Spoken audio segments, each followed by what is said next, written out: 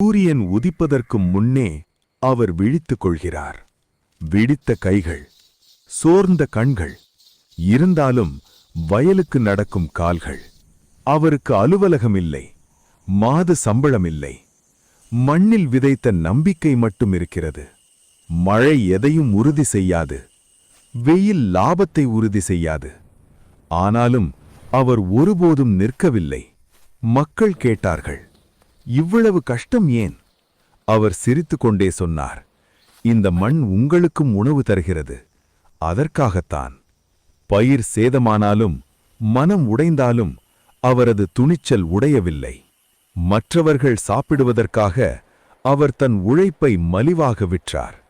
உலகம் நிம்மதியாக தூங்கும்போது நாளையை பாதுகாக்க ஒரு விவசாயி விழித்திருந்தார். இன்று நீங்கள் சாப்பிட்டிருந்தால் நினைவில் வைத்துக் கொள்ளுங்கள், யாரோ ஒருவர் அமைதியாக உழைத்திருக்கிறார். விவசாயியை மதியுங்கள். அவர் பயிர்களை மட்டும் வளர்ப்பதில்லை, வாழ்க்கையையே வளர்க்கிறார்.